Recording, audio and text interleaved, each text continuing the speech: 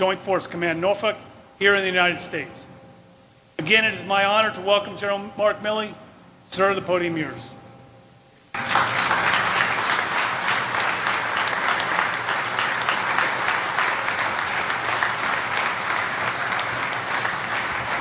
Thanks, Woody, for those remarks. I appreciate it. And Woody and I worked together for many, many years in previous assignments, and we're blessed with your leadership. He's only got a couple months left before he retires, but today is a great day for him because we're declaring FOC of JFC Norfolk, and this is an amazing legacy, Woody, for you, not just for NATO, not just for all those presidents, but for you personally. And I want to thank Woody. I won't be at his retirement, unfortunately. I may be at my own before that, but who knows? So I want to thank Woody, though, publicly. And I want to thank him for so many decades of great service in the United States Navy, combat aviator, tremendous combat record, and just a tremendous sailor, varsity wrestler back in the day with Szymanski. And I'm told that he whooped Szymanski pretty hard on many, many times. If Colin Kilrain's out there in the audience somewhere, Szymanski and Woody said they could take you down too, Colin. So I want to thank you, Woody, for your exceptional service over so many years. So thank you.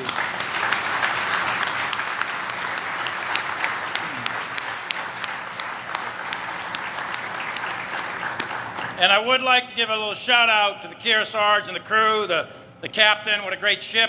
What a great crew, what a great example of the power of the United States Navy. Well done to all of you guys.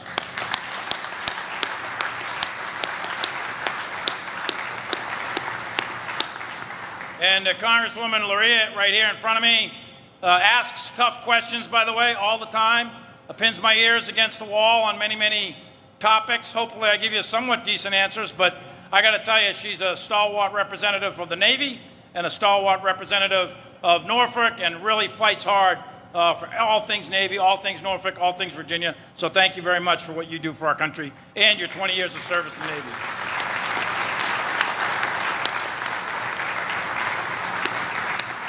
And thanks also for Senator Warner's reps and Senator Kane's reps. Also, two great fighters for the Navy, two great fighters for Norfolk, and two great fighters for Virginia. So thank you guys for representing the senators down here. Appreciate it greatly. I want to take a minute here to talk about a couple of topics. First of all is this command, JFC Norfolk. Today is the day we're declaring full operational capability. This has been 3 years in the making. 18 months ago or so, we did IOC, initial operating capability. And it's the mission of this command to fight the Battle of the Atlantic in the event of armed conflict. Think about that for a minute. And it is the only NATO joint command that is on U.S. soil. This is the command. Woody or his successors will be the admirals in charge of a battle for the Atlantic. And if you know your history in World War II, you know how important that was. I would tell you that the survival of NATO, the success or failure in combat in a future war will largely depend, a war in Europe would largely depend on the success or failure of this command and success or failure of the Battle of the Atlantic. So this is a really important day, and that's why I wanted to make a point of coming down here. I love Woody, but it wasn't just to come down to say hello to Woody. It was really to come down and celebrate this command and get it off on the right foot. And I want to thank all of our NATO allies and partners that are here today. We've got 21 nations represented in this command, many of whom are represented today. So this is really critically important to the national security of the United States and to the NATO alliance. I also wanted to come down and just tip my hat a little bit to Norfolk. Norfolk is the home of the largest naval fleet in the world. And it's a symbol, it's a reality, but it's also a symbol. It's a symbol of naval power. And the United States is a maritime nation. I'm a native of the Boston area. My mother and father were both served in the Navy. My mother out of the hospital in Seattle during World War II. My dad was a Navy corpsman at Kwajalein Atoll and Saipan and Tinian and Iwo Jima with the 4th Marine Division. This country is a naval power. This country's security depends very much so on the United States Navy, on the skills, the knowledge, the attributes, the combat capabilities of the United States Navy. And I can think of no better place to represent that than right here in Norfolk. So thank you for the opportunity to be here. In my view, and it's only one man's view, and I could be wrong for sure, but in my view, the world is entering a period of potential instability as some nations, not all, but some, and clearly terrorist groups and perhaps some rogue actors, are seeking to undermine and challenge the existing international order. And they seek to weaken the system of cooperation and collective security that has been in existence for some time. The dynamic nature of today's current environment is counterbalanced by an order that was put in place 76 years ago at the end of World War II. And there are very few people alive today that are living memory of that war. It was the bloodiest war in human history. There were almost 7,000 Marines killed in action, 21,000 Japanese killed in action on the island of Iwo Jima where my dad landed, and that was only in 19 days. In the short period of 31 years, from 1914 to 1945, World Wars I and II were fought among the great powers of the day, and 150 million people, 150 million around the world were killed in the conduct of great power war. In World War I, for example, from September to November 1918, in just 6 weeks, American expeditionary forces fought at the Battle of the Meuse-Argonne, the biggest battle in American history. And 26,000 U.S. soldiers and Marines were killed in 6 weeks. 26,000. 26 years later, at the height of World War II, in only 8 weeks, from June to August 1944, Americans hit the beaches at Normandy with our allies, and they went on to liberate Paris. In that campaign, the Normandy campaign, 37,000 Allied soldiers were killed in action.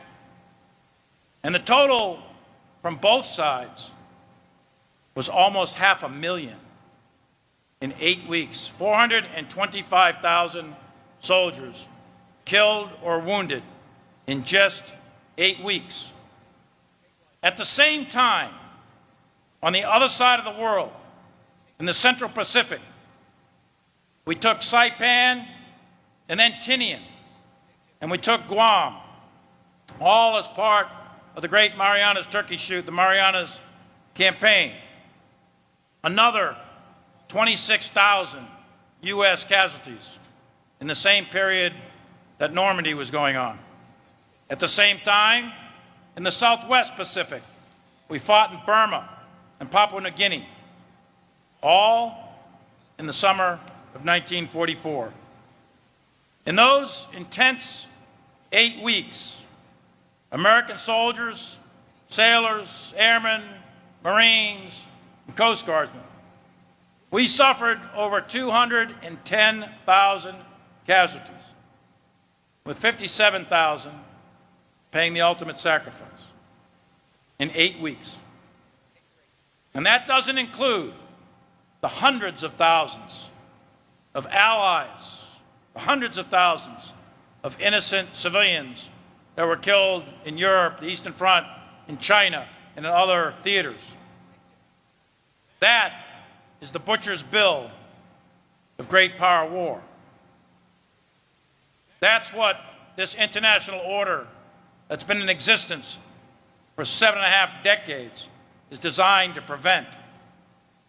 That's what JFC Norfolk is all about. It's to prevent that outcome. Today, we use terms like strategic competition and great power war in conversations, in classrooms, in testimonies, in articles and newspapers, and it comes off of our lips so easily. But not so for the greatest generation. 2 years ago, I had an opportunity to attend the anniversary of the Normandy landings, and I was talking to several of the veterans there and asked one of them simply, "What is your lesson from World War II?" And I was Chief of Staff of the Army at the time, and I was expecting him to tell me some sort of tactic or technique or procedure. What is your great lesson for those of us in uniform today, your lesson of World War II?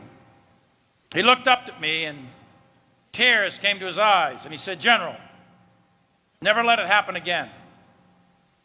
Never let it happen again." In 1945, people throughout the world said, "Never again." So they set up processes and policies and laws, organizations that today we commonly refer to as the international order. And the goal is to prevent another great power war. It was little over 72 years ago when NATO was formed to provide collective security for like-minded countries in the Western Hemisphere.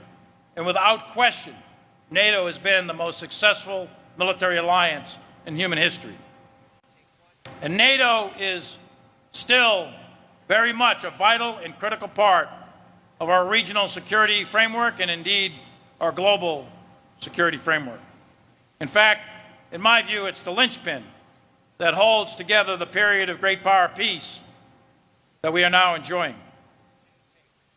Twice before in West European history that I'm aware of, we have had two other international orders.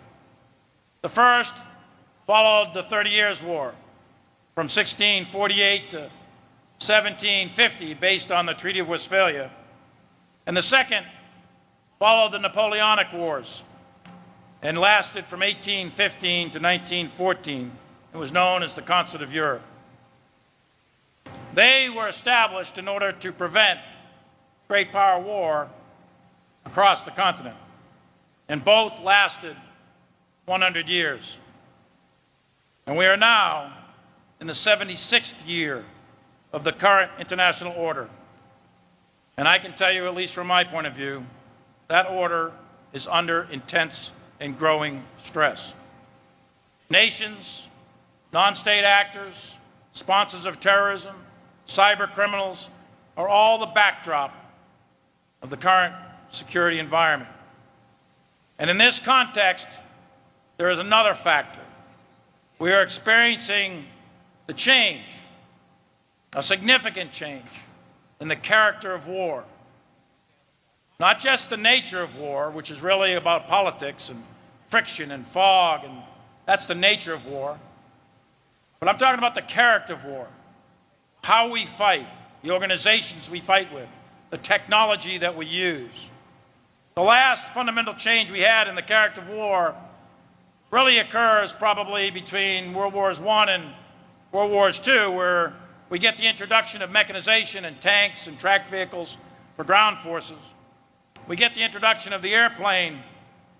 So you get naval air power, you get air forces, you get the advent of the aircraft carrier.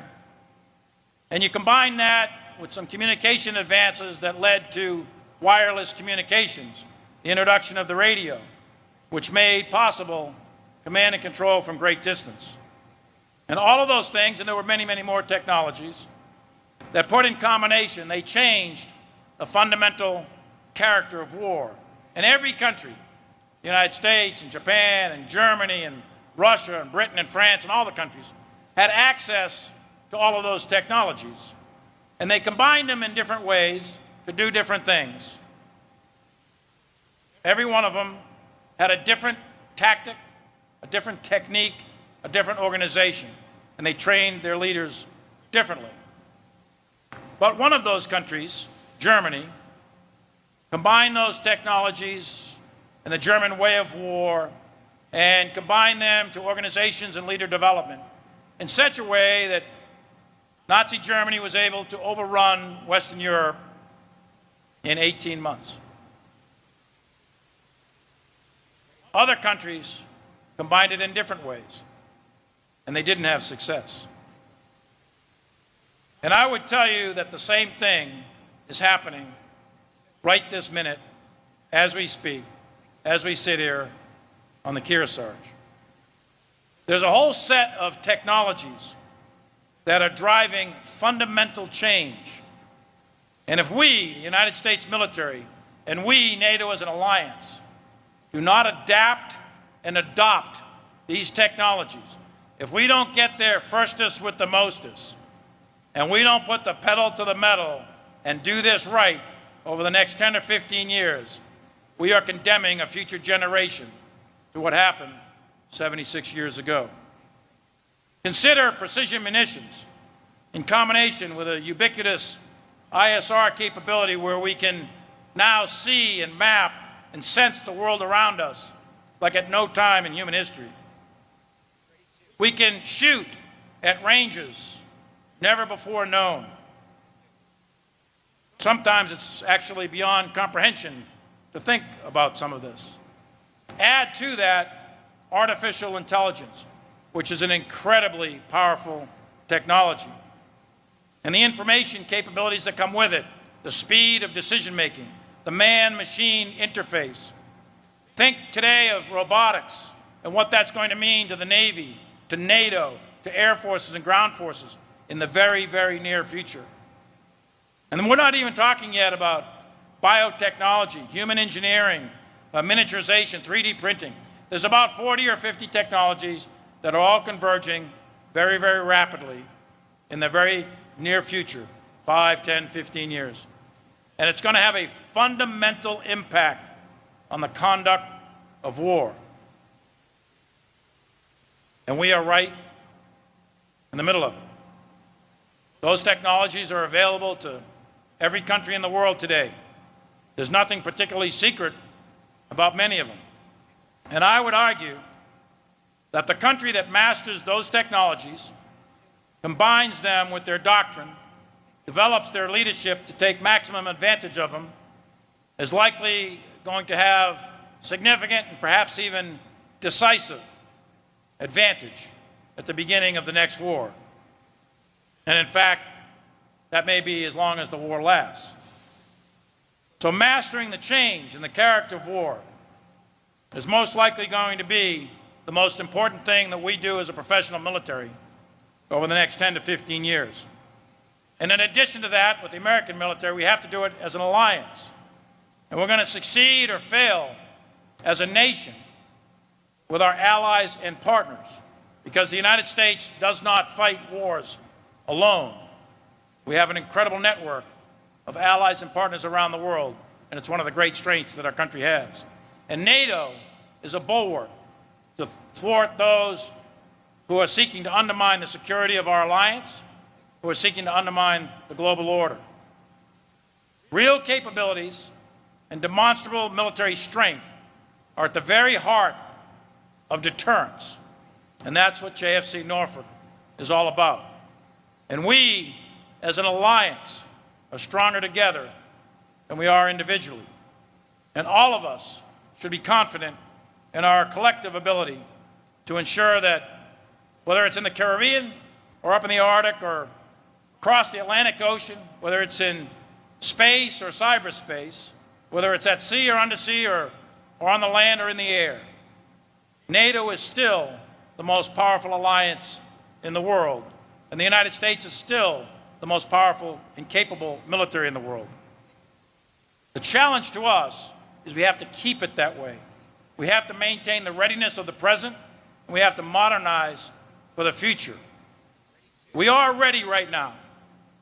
Those who think we are not are mistaken. And any adversary that seeks to challenge the United States military resolve will do well to respect this military and our alliance in NATO. But the challenge is really going to be in the future, in the not too distant future. And that's where our focus needs to be. So thank you all for being here, and thank you for participating in JFC Norfolk and getting them off the ground. because this is representative of what is going to be needed in the future to maintain the deterrence, maintain great power peace, and prevent great power war. Thank you very much.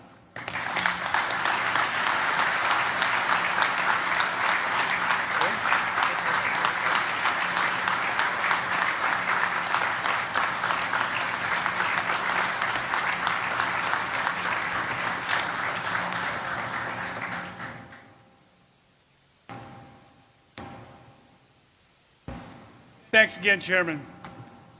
The Atlantic is clearly at the core of our collective priorities.